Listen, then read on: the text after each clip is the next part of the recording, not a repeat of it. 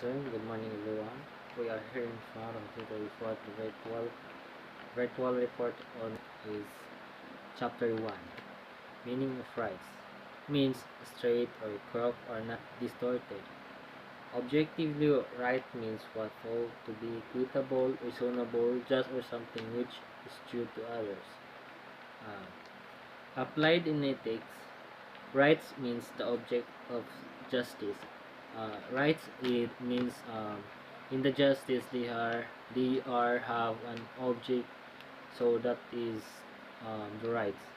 It's like you have crimes, and the justice will be there to solve, and it is called law. It They have rights to solve the crime that you evolve in. And subjectively, right means a moral power or a well-founded claim to do, to hold, or to receive something from others. Rights are by themselves the correlative of duties. The rights have themselves the correlative of duties, so na sila ay rights mo correlative sa ilaang duties and elements of rights. Right have four elements, subject, subject, object, title, and term. So the rights have four elements, that was subject, object, title, and term. So on the right is the object of the right refers to the right to which of a person has a right. So ang object sa rights, ang object is they have refers to the right to which a person has a right. So naay right ang person kung unsa ang ilang i-object, kung unsa ang ilang i-commit. So they have a rights to perform it, and it's just like a law. Like so in the public, we have called law of justice, so that the police or any kind of holdings law, they have rights to commit and to solve the crime. The subject of rights refers to a person who is vested with moral power to do, to hold, or to exact something on his own. There are three kinds of object of rights. So naay tulo ka kind sa object sa rights. So this is the number one is right to commit or own it. Right to keep, use, or hold something. Number three is right to demand something from others. So number one is the right to commit or amit. And the number two is right to keep. So na sila'y right nga mo keep, like, or to hold something na important, like things, feelings. We have rights to keep it, and they have rights to fulfill it. The title of right refers to the basis of a right demanded by a person who has capacity to exercise such right. So naay capacity nga mo exercise sa right. Na sila capacity nga mo buhat. Na sila capacity nga mo exercise. So mo demand sa person, they have rights to do that. And the term of right refers to the person is in one is found the duty corresponding to the right. So nasa sila duty nga go correspond na tinuod ang ilang gibuhat, tinuod ang ilang gi-perform. And then source of right. In this vein, right has a source, not from its beholder, but from the law. From the law. So na vein, right has a source, na ay source ang right nga makitaan, beholder, or beholder gikan sa law, or gikan sa, it seems ang law is from the justice, right? So it is from the justice beholder.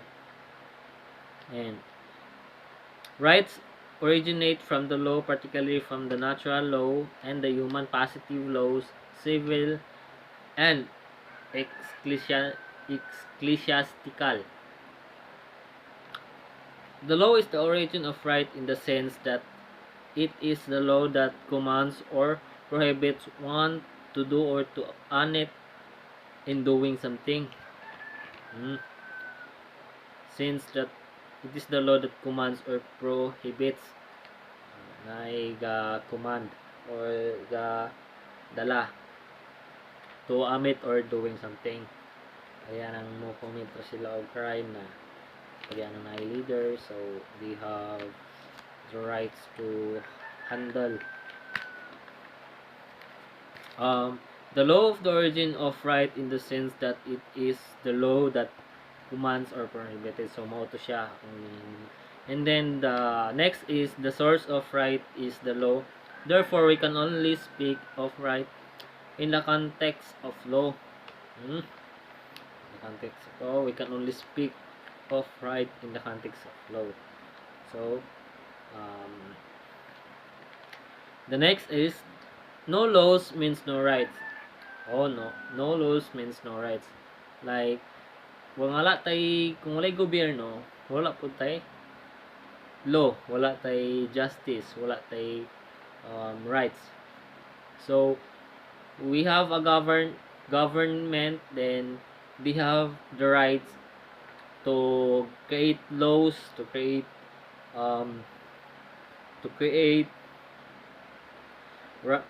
laws and justice. No rights, no laws. If there are laws, there are rights. So kung naay law, naaputay katungod na ubuhat. So muto siya ang atong sunod. So that is the law or right.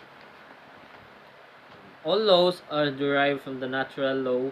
It follows that right are ontologically rooted from the natural law. Kinds of rights. We have 10 kinds of rights, so we can speak of 10 kinds of rights. And this is, the number 1 is natural, acquired, public, private, positive, negative, alienable, perfect, imperfect, and inalienable. We have the first is the natural rights, are also called from the human natural rights or human rights, which man acquired by birth. So human rights ay that is the natural law or natural rights. The number 2 is acquired rights, are which man gains through the fulfillment of some condition. Fulfillment of some condition mo acquired nga kung pariha ng manghulam kag kwarta, like nana acquired man ka na acquired nga kay rights mo acquired. So napud kay gains nga mo through the fulfillment of conditions. Kung naamoy conditions ng duha, kung saan ninyo paghatag or kung saan ninyo duha pag communicate through fulfillment of some conditions na yung mga conditions na. And the number 3 is the public rights, are which possesses by a perfect society. Through society na sa nilang public. Okay, it's called public, so tanan na siya halos tanan, it's all from the country, like a law of justice na fulfill na siya in society. Number 4 is the private rights, are which possessed by an individual or by imperfect society. So inani ang private rights is na-possess ni siya sa imong kaugaling or sa inyong ato ang tawo, or in the private, like family, friends, na rights mo istorya, na rights na mo mo ingon kung saan imong ganahan ingon siya. So that is called a private rights. And number 5 is the positive rights. Refers to those rights which confirm upon a person the power to do certain things. So, ang person is na ay rights nga mobuhat kung sa ilang ganahang buhaton. Like to do like any certain things na gusto nilang buhaton. So, they have rights to perform. That was called the positive rights. 6 is the negative rights, which do not confer upon a person who has the right to perform a certain things. 7 is alienable rights. It can be transferred. Alienable is it will be transferred. Kanang mapasa nimo. Inalienable rights, which include the right of pursuing life's basic necessities, enjoying and defending their lives in liberties. So, like, mag-enjoy ra gud sila sa ilang life, na sila rights nga mo buhat sila ang gusto buhaton, like they are enjoying their self to fulfill, they have rights to perform, they have rights to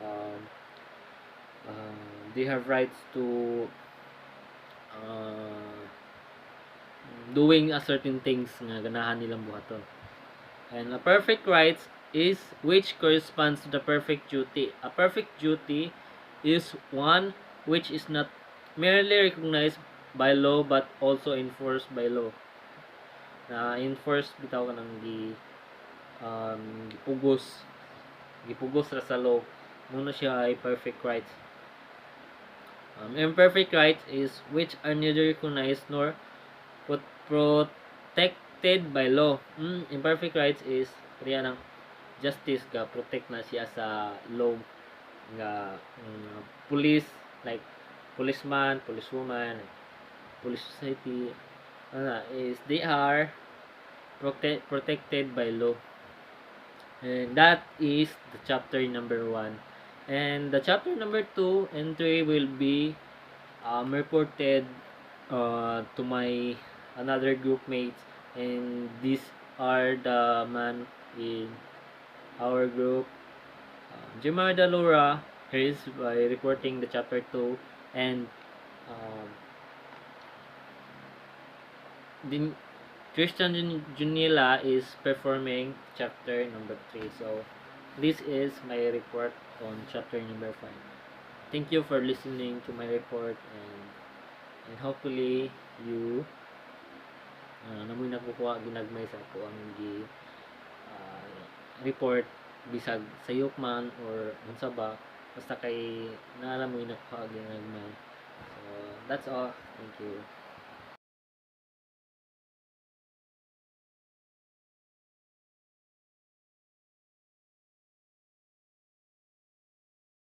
Meaning of duty means anything that ought to be done or committed subjectively.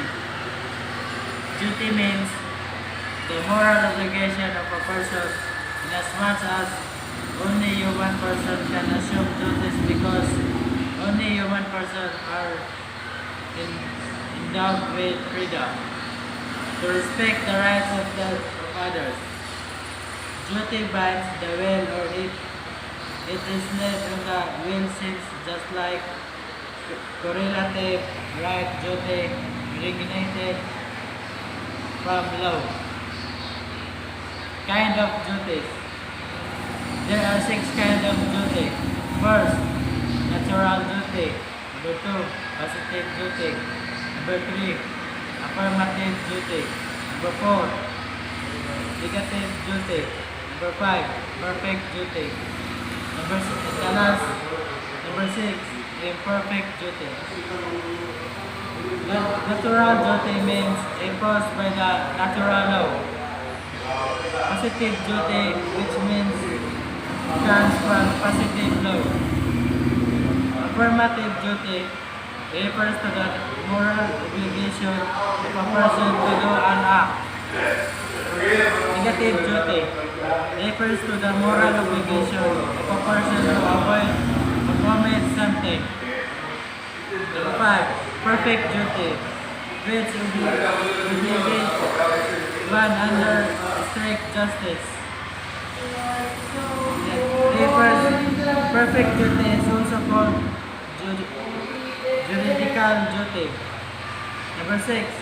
Imperfect duty, which does not obligate a person from the standpoint of justice, but from the standpoint of authority or others' virtues.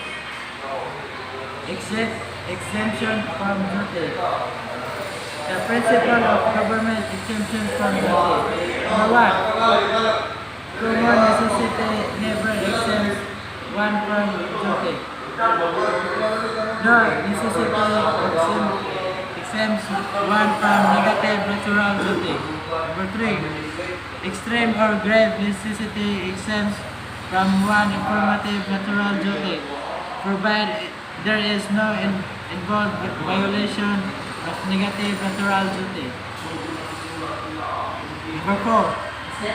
Extreme or grave necessity exempts one from injunction of positive law, as long as there is no involved violation of negative natural law.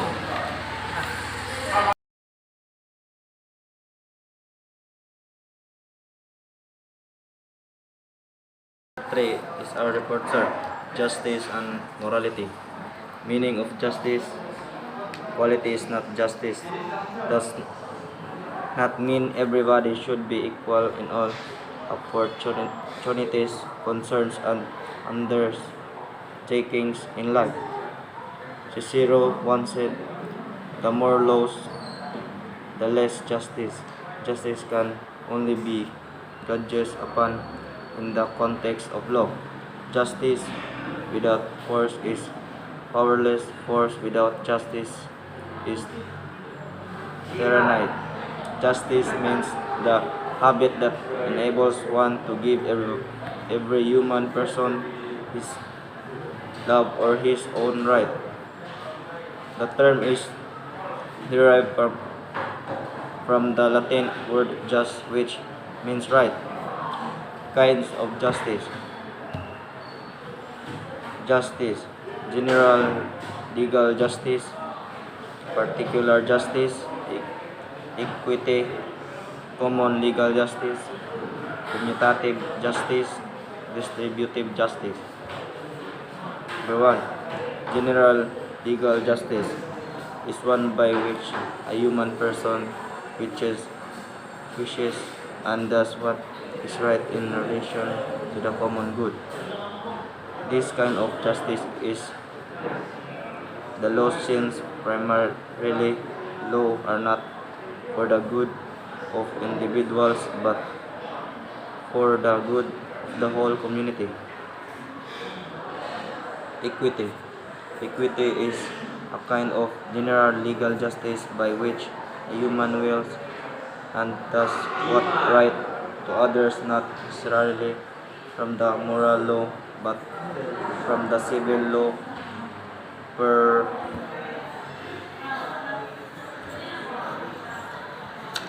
common legal justice is one by a human person wishes and does what is right in relation to other person who is. That's all, sir.